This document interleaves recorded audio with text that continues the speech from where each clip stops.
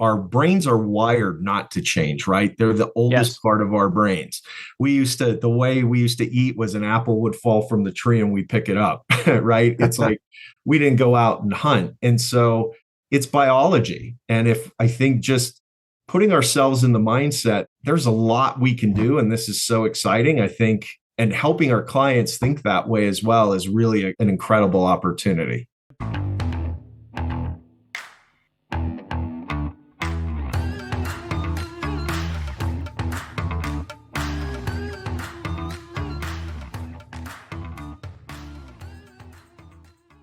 Welcome to our Industrial Advisors podcast. You have Bill Condon and Matt McGregor. We have a great guest today, first timer actually, Chris Zlocki, who is our head of client experience, executive vice president, occupier services globally. Chris's leadership responsibilities include oversight of consulting services in the Americas, including workforce analytics, workplace consulting, portfolio strategy, flexible workspace, and supply chain solutions. We've been fortunate to work with Chris on a number of different accounts, and just a wonderful guy to have leading the charge. And Chris, it's great to have you on. Yeah, I really appreciate the opportunity. Certainly, I've been following your podcast and think you're bringing a ton of great value and insight to all the listeners. So thanks so much. Yeah, you bet. We know you're really good at what you do at work. Tell us a little bit about your personal life. I know you live in Denver, have a place outside of Vail. Tell us about your family and what you do for fun. Yeah, thanks so much. So I have a wife for 26 years. I got that right. We met in college at Penn State. Go Nittany Lions. That's my undergrad. And we live in Colorado, as you said. We made that a lifestyle choice where we had always loved visiting here and said, why not live where you work or where you want a vacation? And so being in the site selection and location strategy business, we sought out a course right after, I guess, 9/11 when we were living in New York and said, do we really need to be in New York anymore? And chartered a course to want to be in this state. And lucky enough, through my wife's amazing career, were able to move me. As you guys know, I can be anywhere and usually everywhere all the time on planes and doing meetings, whatever makes sense. Yeah, I love the outdoors, love golf. We own a pontoon boat. It was a COVID purchase. Oh, nice. A couple friends of ours and I said, let's go bid on a boat. We bought it and became a pontoon boat captain. So love golf. Certainly one of my backgrounds and my passions is drawing, sculpture, painting. So love doing that when I get a few minutes to do that. So that's awesome. Well, the fact that you moved to your vacation home and bought a pontoon boat in COVID, if you got a dog too, you were the ideal COVID couple for sure. We have a cat. His name's Chalupa Batman. He keeps us on our toes, but he's kind of like a dog. So very close, Matt. Love it. Love it. Tell us a little bit about your career path, because you have a very interesting career that obviously you have a lot of service offerings, but tell us a little bit about how you got to where you're at. Yeah, thanks. If you were to ask me going into college, would I be doing what I'm doing right now? I could have thrown a million darts and never hit a bullseye on this one. I think my career is born out of my passion, which I didn't understand until I really graduated from college. I was lucky enough. I had studied political science, was going to go to law school, land use planning. I'm from a pretty tough coal mining country, part of Pennsylvania, that I wanted to do land reclamation and do law to sort of restore some of those strip mines and things like that. But along the way, I took some architecture classes, some design classes, and I was looking for a job in the summer up on Cape Cod and just a bartend. And in there it said, we need a planning research analyst, and applied for a job, went in, and the gentleman saw who I was working with, a mentor, said, hey, you can draw. What are you going to law school for? So he kept me on for a year. I applied to grad schools, went to the University of Pennsylvania for urban design, environmental planning. Then went on to work on some great planning projects around the globe. Was lucky enough to work on projects like Playa Vista in Los Angeles. Was a lead designer on Santa Fe outside Mexico City, which is a pretty popular corporate spot. Canary Wharf in London back in the day. So got to see all the planning. So my inquisitive mind was, why are we making the decisions we're making? I want to be on the other side. And I tried exploring that. And everybody was telling me you need more finance, need marketing. So I was bankrupt from going to one Ivy League school and decided to go to another. Didn't get an MBA, but got an MS in real estate finance and development. Wow. And graduated from Columbia and worked for New York City's largest developer for a little while. And then really felt that I wanted to get back into strategy and consulting. And so that's what led me down the management consulting path and really see facilities as an enabler for business change. That's sort of been my mantra to really figure out, how do we link the physical environment to drive better outcomes for what companies are trying to achieve? I don't know if that makes sense, but it does. A lot of stuff in between, but that's how I got here. And really lucky I have a platform like Colliers who has supported me and supported us in looking at the world a little differently and the value we can create. Yeah. Well, we're lucky to have you. You're multi-talented for sure. And that's a very interesting career path to get to where you're at. Yeah, let's take a deeper dive into that, the Colliers and path and where you're at now and how you really look to drive value every day for our clients. Sure. So I think when we're looking at, first of all, it's the most exciting time I've ever been in my career, right? And I think you guys might agree that yes, the degree of change we're facing in all asset classes is sort of unprecedented. COVID opened the door for a lot of change, but what's coming down the path with AI and the shifts again, and what's going to happen, the way people work, where they work, and how goods, and supply chains are going to be shifted as well, is going to be really step function as the next level.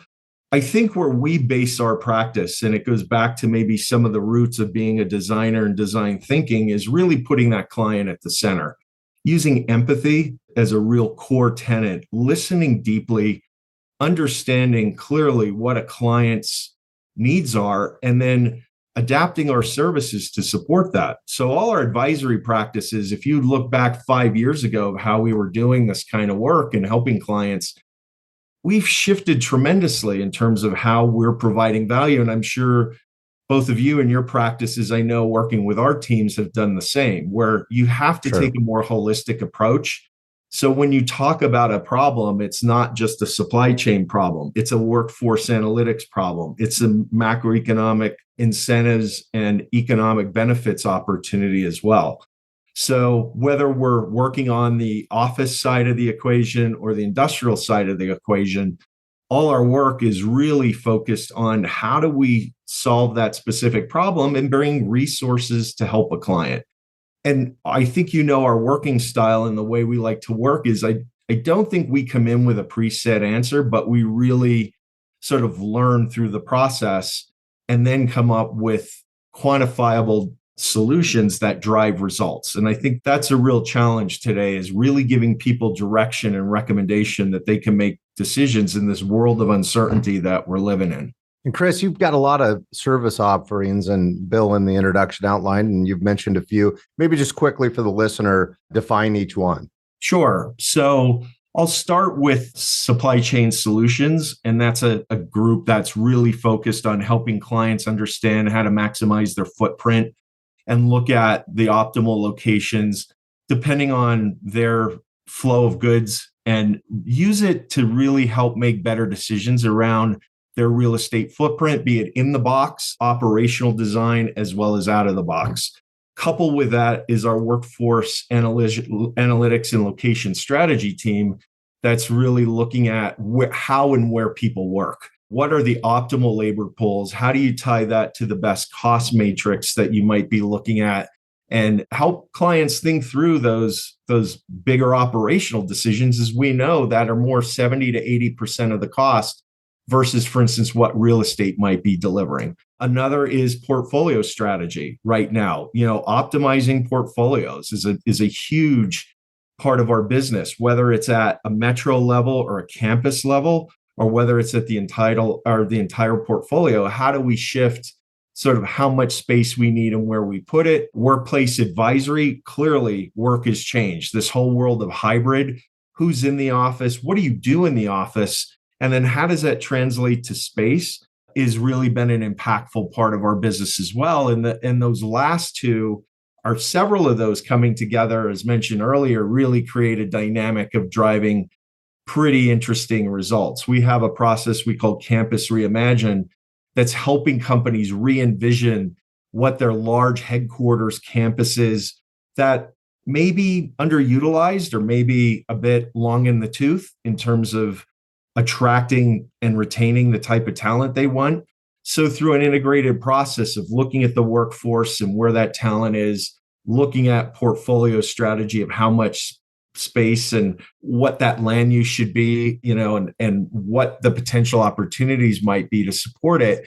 And then what's the work that goes on in there? We're seeing opportunities to significantly streamline companies. And we've been lucky to work for do some work for some pretty significant campuses and large clients, helping them rethink how to save money, how to improve their culture, and give them a better place to work. So those are some of them. And then facility management advisory, a new practice that's really exciting, which is what are the operating models real estate organizations should be engaging in order to manage and operate their facilities effectively. I tell our team it's been like the World Series, Super Bowl, Wimbledon, name all the sporting events, all balled up into one the last 3 or 4 years. And so being able to turn it on its side and really challenge ourselves how to think differently has been exciting. With so many service offerings, and there is an amazing detail of talent and expertise that you have under that umbrella, what's the most kind of important critical factors when approaching a client to give them the strategy and direction? Like, where do you go with that? Well, I think it gets back to really getting to what are their burning platforms, active listening, really understanding deeply what are the problems they're trying to solve, and then making sure we're bringing the right expertise to solve those problems. I think too often service providers walk in and are either order takers, tell us what you want us to do, or they say, this is our platform and this is the service you're going to get.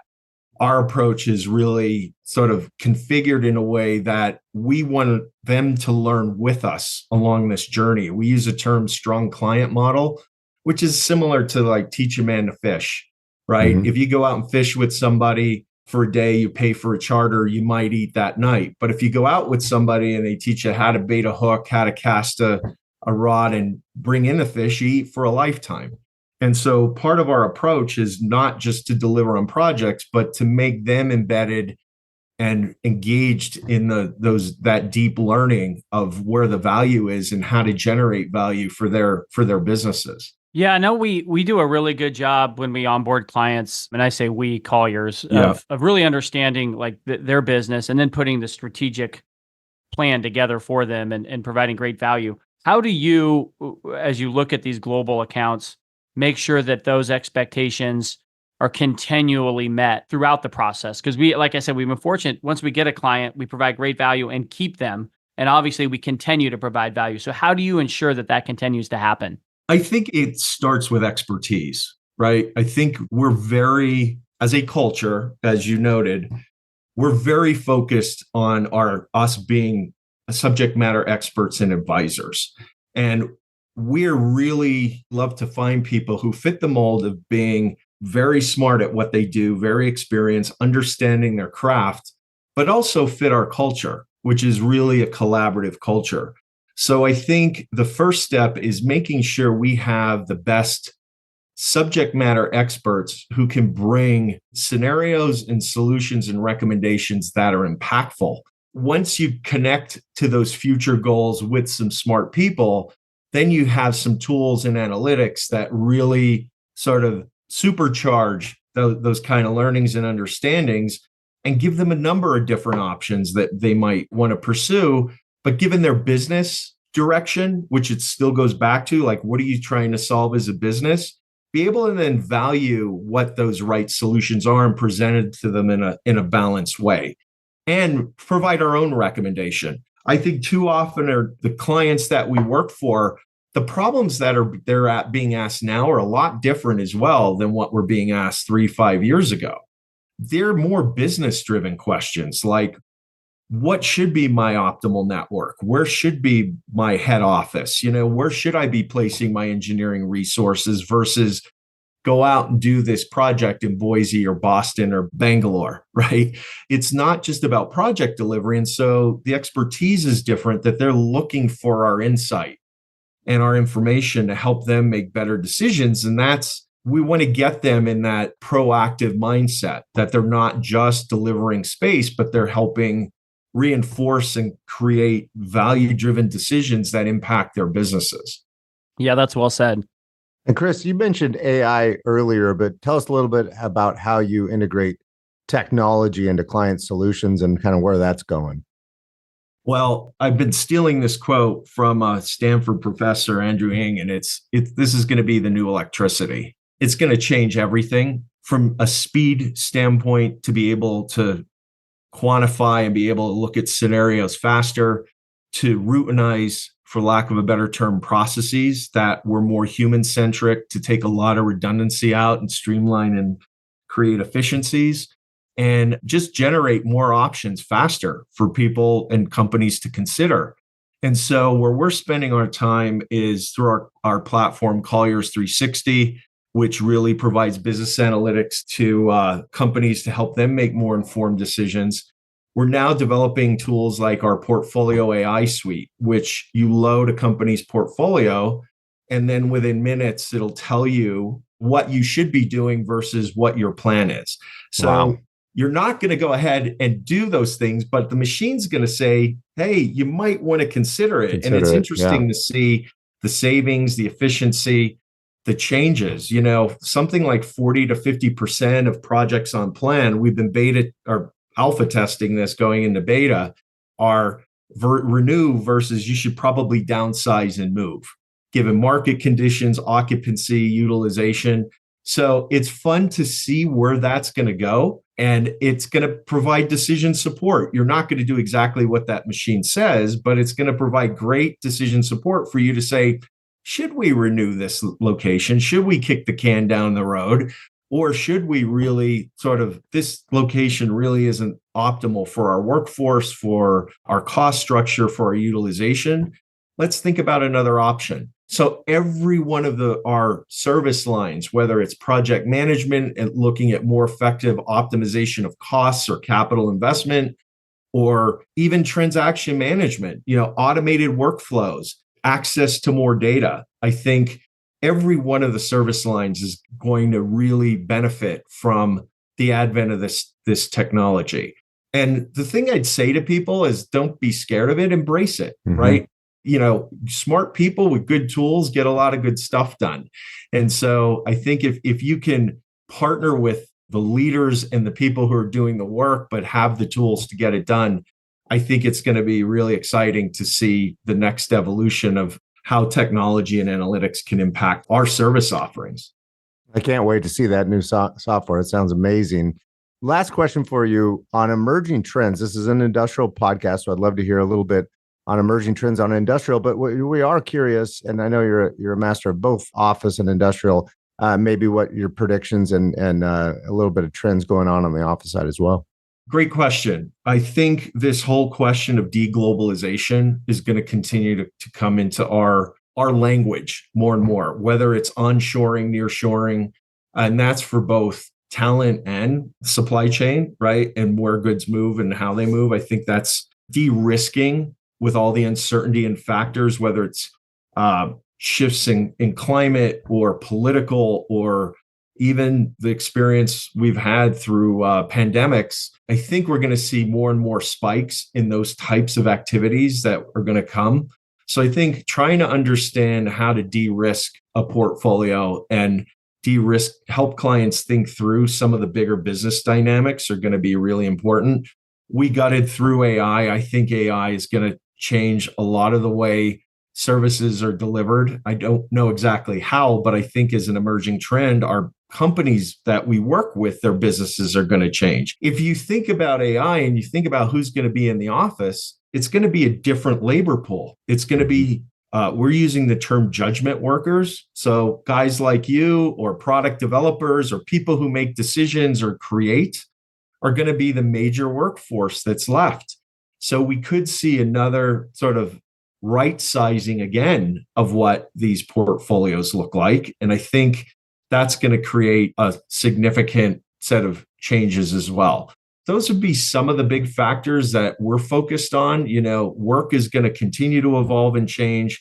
I think how and where people buy goods and get their services is going to continue to evolve with this technology, and being able to figure out how to balance that is really, I think, another big fun part of what we're all focused on. Lots of knowledge there. Super insightful. This has been great to have you on the podcast. It's a really interesting time to be in our space. I think you mentioned it, really exciting, right? With all the changes that are taking place. And I like your point about embracing the new developments that we're seeing, because I think that's key. So thank you for joining us. You've been awesome. Thank you very much. Thanks for, hopefully we'll have you on again here soon. Yeah, I love it. Anytime. If you want any other topics, then that last point, our brains are wired not to change, right? They're the oldest part of our brains.